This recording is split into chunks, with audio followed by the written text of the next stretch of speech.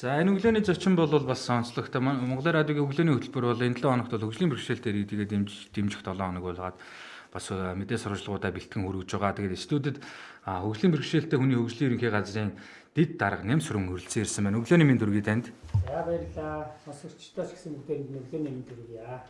За баярлалаа. За энэ 7 хоног Монголын радиогийн өглөөний хөтөлбөр хөгжлийн бэрхшээлтэй иргэдийн эрхийг хамгаалах өдөр тохиож байгаа учраас сэдв агуулга үнтэй уялдуулж таныг өглөө хөтөлбөрийнхөө зочноор урьсан. Тэр та эхлээд хөгжлийн бэрхшээлтэй хүний хөгжлийн ерөнхий газрын тухай танилцуулга сонсогчдод хэлээч. Хизээ байгуулагдсан газар бай, ямар чиглэлээр үйл ажиллагаагаа явуулж байгаа, сүүлийн үед зохион байгуулж байгаа арга хэмжээнүүд гээд.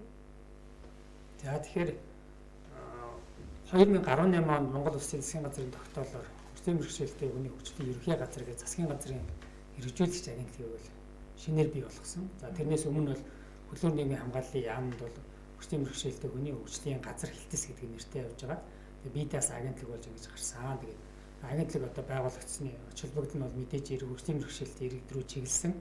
Одоо энэ асуудал хөгжлийн бэрхшээлтэй иргэдийн хөдөлмөр эрхлэлийг нэмэгдүүлэхэд голлож одоо засгийн газраас анхаарч агентлаг бол ингэж байгуулсан байдаг.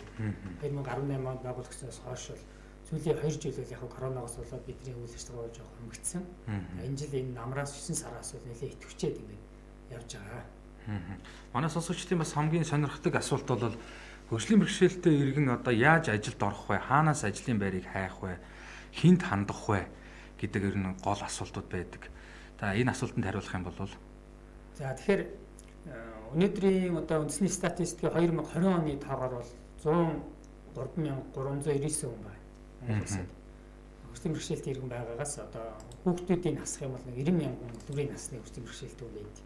Үүнээс 13,000 хөдөлмөр эхэлж байгаа гэж бодох юм бол хөдөлмөр эхлэх боломжтой хөдөлмөрийн насны хөгжлийн бэрхшээлтэй иргэдийн 17% л хөдөлмөр эхэлж байгаа. Энэ хувийг одоо цаашдаа яаж одоо нэмэгдүүлэх вэ гэдэг талаар бол агентлаг бол нэлээд ихтгэл ажиллаж байна. Ер нь бол хүн хоёр янзаар бол ажил хөдөлмөр эрхэлж болно гэж үзэж байна. Нэгдүгээр тухайн хүн одоо өөртөө ямар нэгэн одоо ур чадвар байвал тэрийг ашиглаад хуваарь юм эрхэлж болно. Ингээд нэг ажлын байрыг өөртөө бий болгож болно. За хоёр дахь нь бол одоо өөрийн мэрэгжил ур чадвараа бусдад одоо одоо бусдад одоо үнэлүүлж буюу нэгсэнд ажил олгогчд очиж ажилчин байдлаар ингээд ингээ хоёр замаар бол одоо ингээ ажлын байртай болж болно. За 2012 онд анх энэ хөгжлийн бэрхшээл өөрсдөө ус засгийн газарт дуулга өргөд хөгжлийн бэрхшээлтэй иргэдийн хөдөлмөр эрхлэлийг дэмжих хөтөлбөр гэдэг тусдаа хөтөлбөр гаргая гэдэг санаачлаг гаргаад тэрийн хөдөлмөр эрхлэлийн одоо үндэсний зөвлөлд хүлээж аваад анх хөгжлийн бэрхшээлтэй иргэдийн хөдөлмөр эрхлэлийг дэмжих хөтөлбөр гэж гаргасан юм. Тэгээ энэ хөтөлбөрийн гол зорилго нь бол хуваарь юм хийдэг хөгжлийн бэрхшээлтэй хувь иргэн за эсвэл одоо бас хөгжлийн бэрхшээлтэй хүний өөрийнх нь үүсгэн байгуулсан аж ахуй нэгж төрөмс байгууллагад бас санхүүгийн дэмжлэг үзүүлдэг болсон байна. Тэгэхээр хуваарь юм хийдэг хүмүүсд бол энэ хөтөлбөрт бол ханган хандах боломжтой.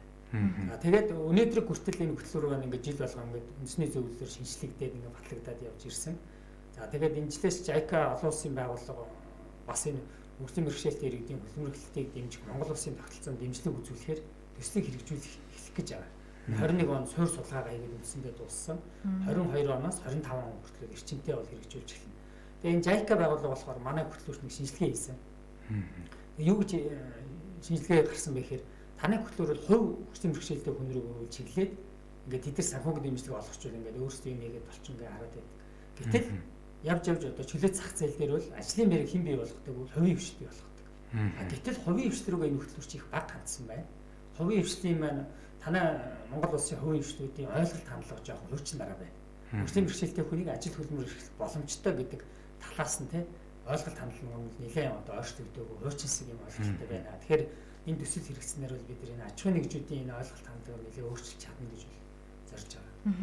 Мэдээлэл сайтай бол хөгжлийн бэрхшээлтэй иргэд хүмүүс ер нь ямар нэгэн төсөл хөтөлбөрт хамрагдах боломжууд байсаар байна тийм ээ. Монголын радио тийм байна. Монголын радиог сонсож байгаа сонсогчдын бас баггүй хувь нь харааны бэрхшээлтэй иргэд маш их сонсдог. Тэгээ хуваарь хөдөлмөр эрхэлж байгаа хөдөлгөөний бэрхшээлтэй иргэд сонсож байгаа. Одоо жишээ нь өнөө өглөө нэг сонсогч яг энэ талаар асуусан байсан. Хөгжлийн бэрхшээлтэй иргэд гэрээрээ гар урлал ингээ хийж яхад түүнийг тусад нь борлуулдаг ийм газар аймагта ядарч тиймээ сумын төвдөө биш юм ахэд аймагта борлуулдаг газар байлгаж болохгүй юу? За бусад орны жишгээс гэхэд улс нь худалдаж аваад ирж байгаа зочдоо жуулчдаа ингээд бэлэг болгон тарааж өгдөг ийм жишг байдаг юм байлээ. Энэ талаар ер нь бодвол ийм төлөвлөгөө байдаг болоо гэж асууж байсан. Тэгэхээр энэ бол мэдээж сайхан санаа байна тий. Гэхдээ нэг юм бид нар ойлгох хэрэгтэй. Маш олон хуваарь юм хийдэг хөгжлийн бэрхшээлтэй иргэд одоо ингээд хийж байгаа бүтээгдэхүүн ингээд дэмжиж өгөөч гэж хүсэлтүүд байнга ирдэг. Өмнө нь ч ирж байсан тий. Тэгээд яг хөө тэрний дагуу бид нар бол одоо холбогдох байгууллагууд руу албан бичиг ингээд 2-3 удаа явуулна. За албан бичиг явуулангууд борлуулалт нь ирчимждэг. Тэгээд нэг албан бичиг явуулахгүй нэг жоох удахаар зэрэг буцаал нэг борлуулалт нь очдог. Тэгэхээр юун дээр ингээд очиод унаад байт юм бэ гэж судлахаар манай хүмүүсийн үйлдвэрлэж байгаа бүтээгдэхүүн бас нэг жоохон чанар стандартын тий шаардлагыг төдийлөн хангаж өгөхгүй байна. Нөгөө гэрээрээ хийдэг бидний болохоор ч тийм юм тий. Тэгэхээр нэгэн тал одоо нөгөө хүн чинь өөрөө мөнгө гаргаж худалдаж авч байгаа бол өөрийнх нь нөгөө сонирхлыг татах үз тий. Зах зээлд одоо бусад бараа бүтээгдэхүүнтэй өрсөлдөхүйц юм бил худалдаж авдаг гэсэн одоо нэг тийм хөл байгаа юм л да. Хичнээн ингээд нэмсэн ч гэсэн нэг удаа, 2 удаа, 3 удаа нэг хөгжлийн бэрхшээлтэй хүн хийсэн байх гэдэг сэтгэлээр авах бах. Гэтэл 4-р 5-аас авахгүйгээр нөгөө төгөө ингээд худалдаж авах болчиход байдаг. Тэгэхээр цаашдаа бол яг юг бид нар төлөвлөж байгаа нэхэр ер нь бол хөгжлийн бэрхшээлтэй иргэдтэй хүмүүсийн сонирхол татах нэг брэнд бүтээгдэхүүнтэй болчих юм бол тэрийг яг үйлдвэрлэдэг стандартын аргыг ингээд зааж өгöd. Тэгээд стандартын дагуу ингээд юм үйлдвэрлээд одоо уус харин худалдаж авдаг ч юм уу тий. Ингүүл нэгсэндээ кластерын маягаар ингээд цаашдаа явъя. Тэгэхгүй л одоо шинэ ингээд эсхий таавч ч юм уу хийлэхэд хүн бүрийнх өөр байхгүй. Яг стандарттай биш. Нэг ингээд эсхий нэг нэмхэн өмсгөр ингээд амархан цоорчдаг ч юм уу тий. Ингээ янз янз байгаа учраас нэг л стандарттай болгочвол ингээд энэ болохгүй юм байхгүй. Тэгэхээр яг хөгжлийн бэрхшээлтэй иргэдэд цаашдаа бол энэ бараа бүтээгдэхүүний одоо стандартыг ингээ сайн зааж өгөх, чадварчуулах. Тэр талаар бол эрчимтэй сургалт их хэрэгцээ бас байна л гэсэн үг. Саяхан бас хөгжлийн бэрхшээл ба хөдөлмөр эрхлэлт гэдэг бас эрдэм шинжилгээний хурал зарласан байна. Энэ хурлын талаар одоо энэ хуралд оролцсон аж ахуйн нэгжүүд ч юм уу илтгэгчд одоо бас яг ямар санааг дэвшүүлж байгаа юм. Тэгэхээр жил бол сүүлийн 5 жил бид нар одоо нэрзэмжлэгийн хурлыг энэ хөгжлийн бэрхшээлтэй хүний олон улсын эрхийн өдрөөс ухтаад ингээд зохион байгуулж байгаа. Энэ жил одоо 5 дахь жилд ороод зохион байгуулж байна тийм. Энэ тэрэн дээр яг нэг аж ахуйн нэгжүүдэд их төдийл орж ирээгүй. Хувь судлаач тийм бас ихтэй сургуулийн одоо эрдэмтэн багш нар за манай бас өөрийн одоо нэг харьяа байгууллагууд байдаг. Хөгжлийн бэрхшээлтэй хүүхдийн сэргээн засаг хөгжлийн төв гэж байна. Сэргээн засгийн эмнэлэг гэж байна. Сэргээн засгийн сургалт үйлдвэрлэлийн төв гэж байна. Тийм манай харьяа байгууллагуудаас бас нэлээд орсон. Тэгээд ихтэй сургуулиудаас орсон. Аж ахуйн нэгжүүд бол ерөнхийдөө бол миний хэлдгээр нэг ойлголт хандлагын жоох өөрчлөлт хэрэгтэй байна. Тэгвэл хөгжлийн бэрхшээлтэй хүмүүс бол ажил хөдөлмөр эрхлэх боломжгүй гэдэг нь хуучин засаг хандлага бол Монгол улсад бүх одоо хүртэл бүх хэврэл байгаа. Энэ дээр бол одоо нөгөө JICA төслөөр бид нар Японы нөгөө туршлагыг авч хэрэгжүүлэх гэж байгаа. Одоо хийж хэрэгжүүлэх гэж байгаа одоо энэ төсөл хөтөлбөрүүдэд мэдээлэлдэг арга зам одоо ямар газруудтай хамтарч ажилладаг вэ? Хөдөлгөөний хөгжлийн бэрхшээл гэхээр чинь шууд ингээд өөрөө гаргаад бүх ажлаа хөөцөлдөөд ингээд амжуулчих боломжгүй. Ямар нэгэн байдлаар гэр бүлийн ч юм уу ямар нэгэн гадны хүний туслалцаа авах юм шаардлагатай хүмүүс байгаа шүү дээ. Тэгэхээр хороо дүүргийн нийгмийн ажилтнанд хандах уу, та бүхэнтэй утас, мэйл одоо юу гэдгийг холбогдох уу, яаж ер нь энэ мэдээллийг бүрэн дүүрэн авч хамрагдах вэ? За сүүлийн үеийн ингээд бидний хийсэн судалгаагаар бол нэг хэлэхэд хөгжлийн бэрхшээлтэй иргэдийн ерөөсөө мэдээлэл авдаг суугуул үндсэндээ Facebook уу, сошиал суулцсан. Саяхан бид нар одоо энэ нөгөө санхүүгийн дэмжлэгээ бид рүү ярьсан тий. Тэрийг нөгөө ингээд байгууллагынхаа вебсайтаар ингээд амжуулаад сурталчлаа. Тэгээд сонирхож байгаа нөгөө улсуудад очиж ингэж үздэг байхгүй юу? Ажлынхаа байранд. Тэгээд очиод ингээд үзэхэд 5 аж ахуйн нэгжээс ингээд та нар мэдээлэл ханаас авсан. 5 л Facebook-аас авсан байгаа. Тэгээд Facebook-д бол нөгөө хөгжлийн бэрхшээлтэй иргэдийн хөдөлмөрлөлтийн групп гэдэг хэд хэдэн групп байгаа. Тэрэн дээр хүмүүсүүд нөгөө ингээд тавиад зараа тавиад. Тэрэн дээр манайхан бас нөгөө байгууллагынхаа вебсайтны тэр нөгөө төсөл сонгож шалруулах зараа бас тэрлүү шеэрлээ. Гэсэн чинь тавлаа тэндээс л мэдээлэл авсан байна. Тийм. Бас манай Монголын радиогийн Facebook хуудасаар одоо яг лайваар одоо хүмүүс үзэж байна. Сая энд сэтгэл ирж ийн л да базаржав гэд баяр магна базаржав гэд одоо сонсогч байна. Сайн байна уу? Өглөөний мэнд хүргье. Зочны дугаарыг одоо аваад өгөөрэй. Тэгээ харааны бэрхшээлтэй иргэн байна. Амжилт хүсье гэд одоо хөгжлийн бэрхшээлтэй хүний хөгжлийн ерөнхий газартай холбогдох юм уу? Эсвэл бол одоо хөгжлийн бэрхшээлтэй хүмүүс яг ямар дугаарын утсанд холбогдож бас нөгөө зөвлөгөө мэдээлэл авах боломжтой байдаг юм бэ? Та яг утас хэлэх боломжтой бол хэлвэл.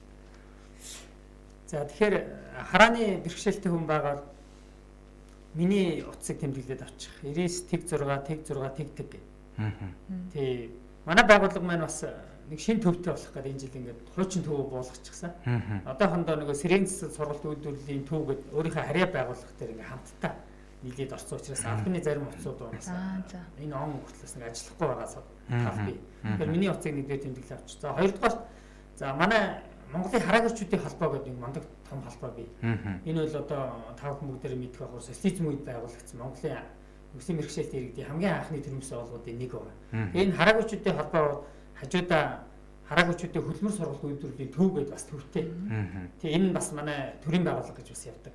Тэгэхээр энэ одоо төв дээр бас энэ саяны хүн маань тий хандаад ажлын байртай болж болно. Бас тийм дадлаг хийж болно.